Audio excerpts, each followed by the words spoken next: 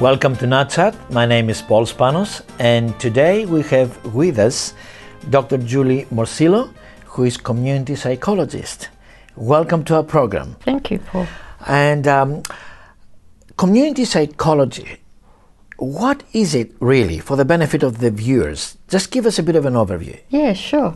Yeah, well, psychology is about looking at people's health and mental health, and community psychology, we try and look more from a community perspective, a broader perspective. Right. Rather than just looking only at the individual and what are their problems, we say, well, often there's a community basis to that, and we often do things like working towards community well-being. So we talk about well-being a lot rather than problems a lot. Okay, that means the mainstream psychology goes to the individual problem. Yep. While community psychology focus on the groups. Yes. And a broader community perspective. Okay. Yeah. And the effect of the groups, or how the groups been affected by the environment that they live in. Yes. Okay. Yes. And how did you get involved into that sort of field? How did it start for you? Well, it's interesting. When I went to do some more study, I was looking after children, my own children, plus extra children in my care as a cottage parent. And they suggested I do some study, and I thought, I want to do something really interesting and get into some other work. And I've been interested for a while in psychology, but I was also interested in community work. But the subjects available were psychology, so I went with the psychology. And then after I did psychology, then postgrad at Victoria University, then postgrad at Melbourne University, child and adolescent psychology, I thought, I still love the community stuff. So I did a master's at RMIT in Masters in International Development, so more community work. Then I got invited back to Victoria University, and they said, Heather Gridley, this wonderful community psychologist, said, Julie, I've got just the thing for you.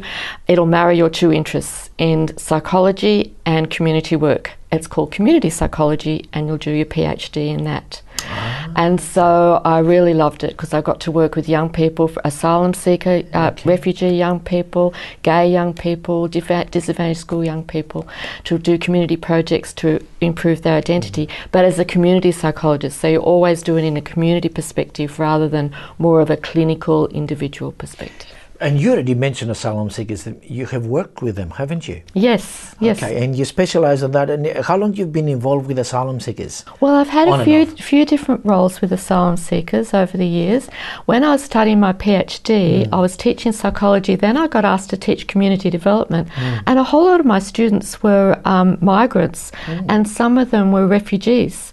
So they had been asylum seekers, and they got refugee status from different countries in the world, and it was fantastic. And it was a great mix to have some asylum seekers and some Aussies, because the Aussies are going, wow, we're going to learn so much more from you, because you've got so much more experience from all that you've lived through from different cultures. And the asylum seekers are going, but we don't know much English. And they go, we'll help you with the writing.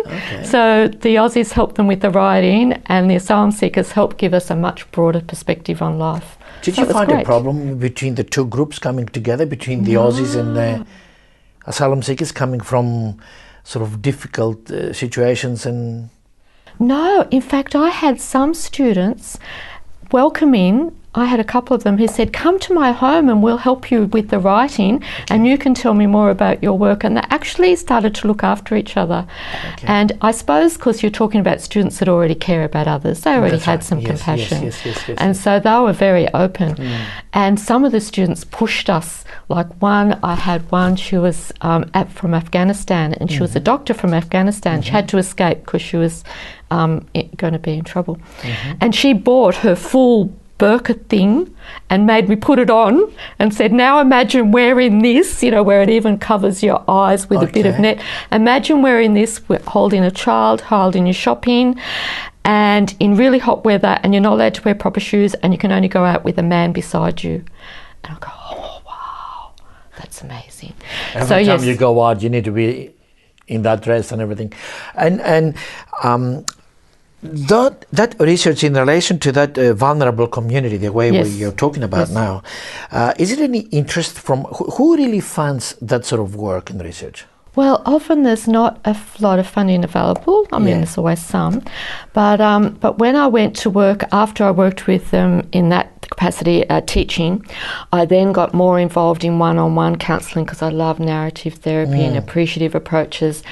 And then because I'd worked with some asylum seekers in my research as well, I got asked to take a position at the Asylum Seeker Resource Centre as the counselling coordinator there. And they don't get any funding from government. In fact, in one level they don't want to, because they don't want to be answerable. They want to do it in the best way for the people.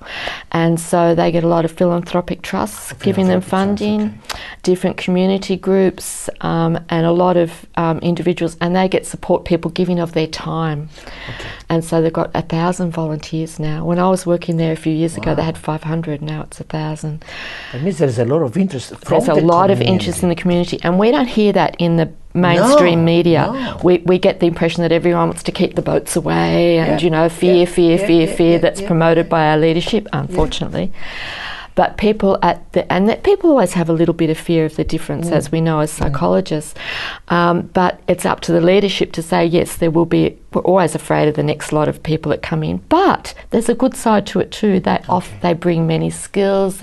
Look, we used to be scared of the Vietnamese. We thought they'd bring drugs, and now we love their food. Absolutely. And each one that come in, we now love their food and what they contribute. They definitely contribute. Yeah. So.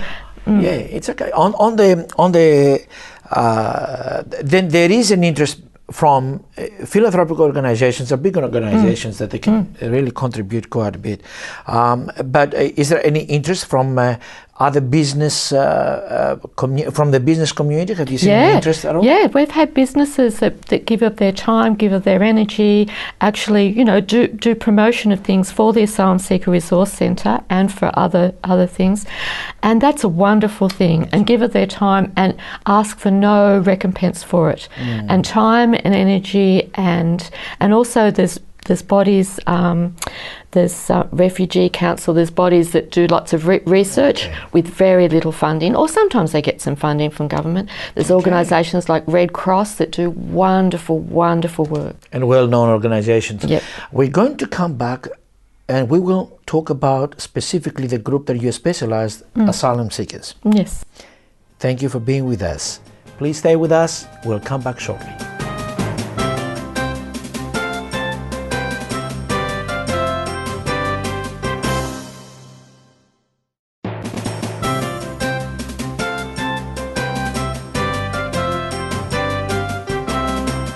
Welcome back to NatChat, and we're going to continue the discussion of asylum seekers with Dr. Julie Morsillo. And you specialized with the group of asylum seekers, apart from other things we're going to discuss later on. Asylum seekers, if we take that group, what do you think are the main issues in relation, what they face coming to Australia? Oh, what they face. Asylum seekers often tell me they love their home country so much. They would love to be able to stay with their own people in their own country. But given they have been threatened often, tortured, threatened with death of their family, they've had to escape. And they're very grateful for any country that will take them in and look after them. And they particularly get excited if they arrive in Australia. That's getting harder, but you know, because they find Australian people are so lovely and friendly and outgoing, so they're very happy, relatively speaking. However, they've been through so much, and it must be so hard. And some of them have had their world turned upside down even more than I even imagined. So we know that, you know, people go through war, they go through tough times, or whatever.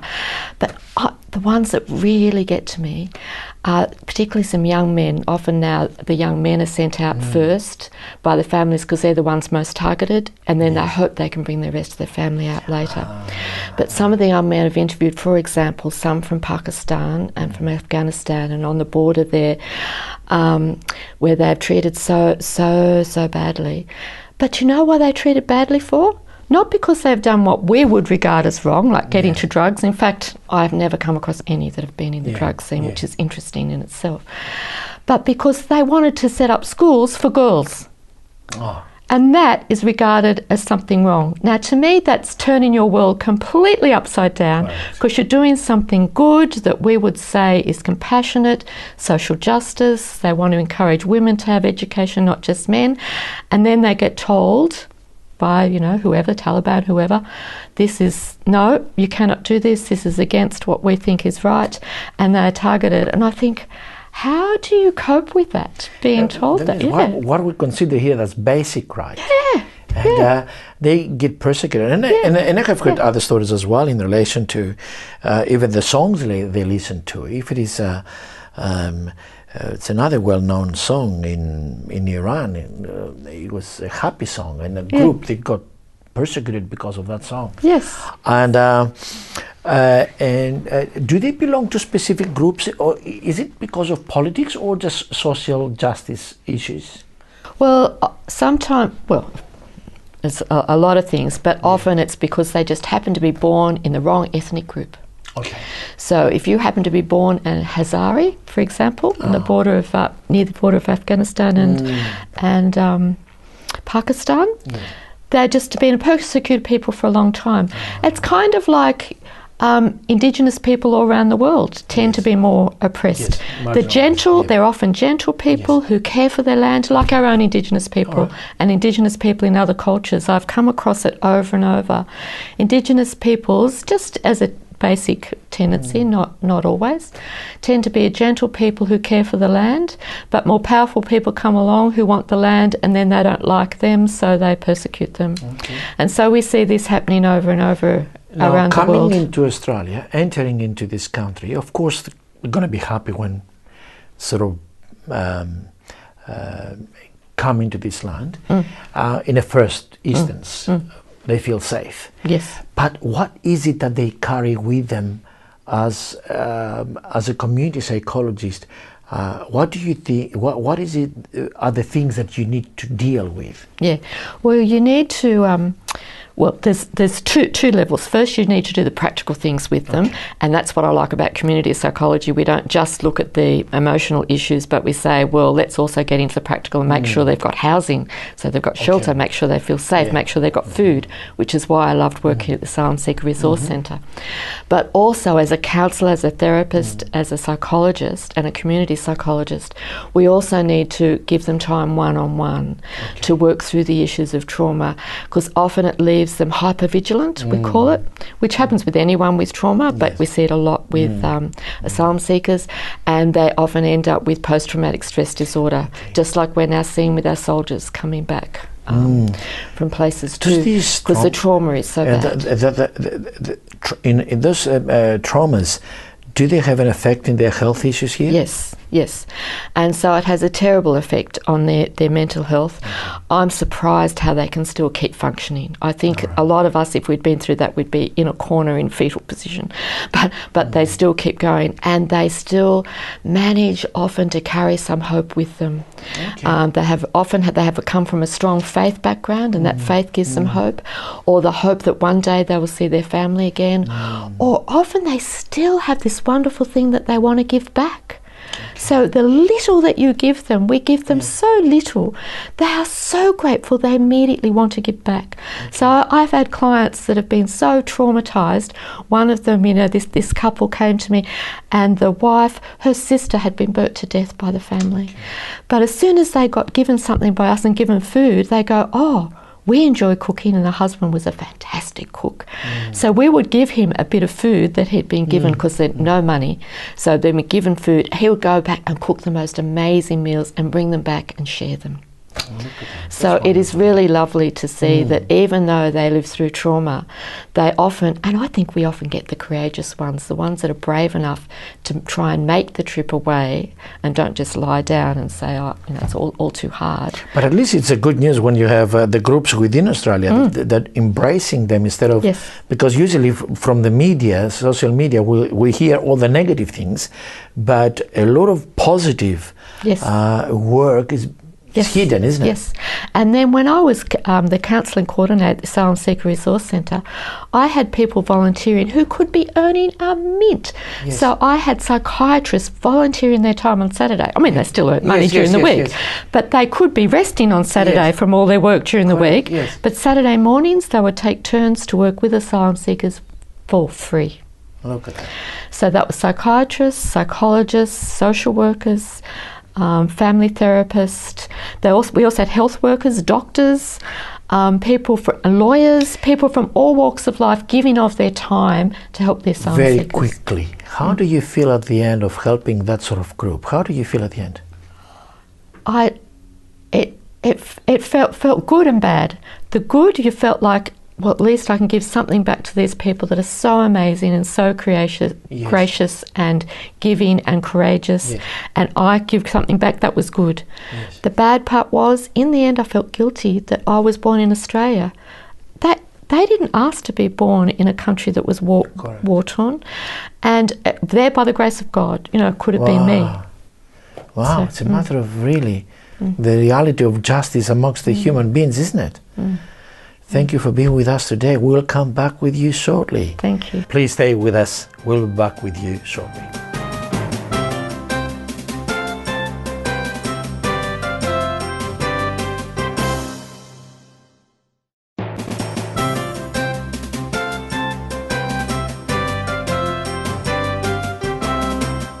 Welcome back. And with us, we're going to continue with Dr. Julie Morsillo in a subject of community psychology. Now, community psychology, we did discuss about asylum seekers. What other fields or groups within the community you expand? Yeah, we work with lots of different groups, particularly those who have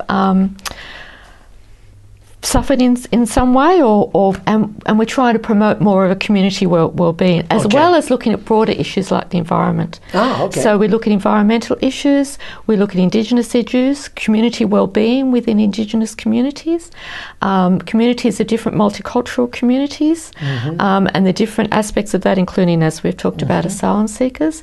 Look at issues from all different angles too. So we look at the issue from a policy angle, and we try and influence government policy to have better attitudes and put more resources into helping those most in need, those most oppressed, to help towards liberation and to help towards community well-being. But you mentioned before about the environment, which is sort of quite hot subject in Australia, inclusive climate change. I mean, you are involved into that as well. Yes. Well, I've done little bit of work on it, helping someone else, Dr. Susie Berg, when I worked at the Australian Psychological Society last year and the year before, and the year before that. She's the main one, but I was helping her work on that. And it's working at a few different levels in that, which was really interesting. So looking at climate change issues and what does that mean, and then how do people cope with that, and how do we help them psychologically and help them think of ways that they can make a contribution. So they can feel better about themselves. So it's what are the issues, teasing out what they are, to do with climate change and overusing our resources, and so there's nothing left for our grandchildren, those kind of issues, as well as looking at effect on psychological issues and disaster management, because climate change is creating more and more cyclones, floods, all that sort of stuff. How do we help people, and how do we help them work through that when they suffer? All that work and research, do they go to the government hands? Do our politicians know what is happening? Yes, there are. From your perspective, because you deal with the real issues and the real problems, I suppose, isn't it? Yes. So, and we do try and influence government policy. The Australian Psychological Society does write papers, and I used to help do some of those, or help others to do them, to try and change policy, or to get more funding, or specific projects to do more. Or we might develop like a handbook on psychological first aid to help people to work who are working on the direct line, like Australian. We've done some with Australia Red Cross, hand in hand, to come up with a manual together to help people after a disaster. How do you help them? How do we help others to help them? And when you deal with people or the groups that they are involved into a form of natural disaster or something, what is the approach that you have when you have to face their problems? Okay.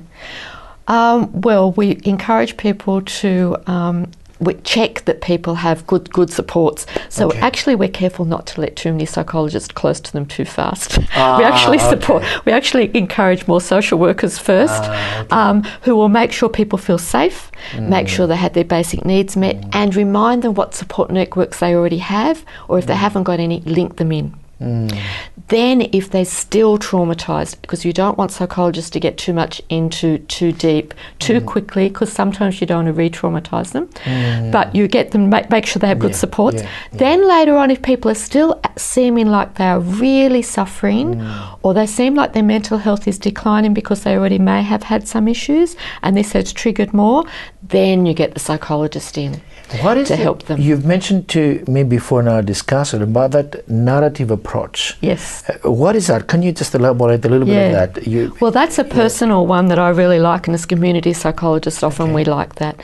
And in the narrative approach, we do look at more of the community issue as well. So we say, what are your stories, or the stories from your background and your community?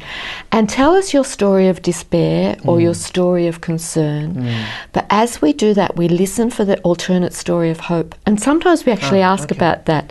So rather than just concentrating only on the problem, which you would in a typical clinical approach to psychology, we also look at the community aspect and say, well, what's happening in the whole community, or how can the community support you? And what are your dreams for the future? So we take a positive, strength-based, appreciative type approach in listening to their story and help them to remember their story of hope. So we help them come to a better place. And often they have many strengths that they've forgotten about while they're feeling all traumatised. And then we remind them, oh, what worked before in the past? Oh, well, actually, I used to do this, and then help them to do it again. Then bring out their best. That means you open up sort of, while they've got the trauma at that moment in their mind, you help them out to widen up the vein and the blood of life just to flow through that, isn't it? Yes, and help them to remember their own values that are precious to them, that they can use, and those around them to help support them in that. Have you dealt with human rights? Yes, I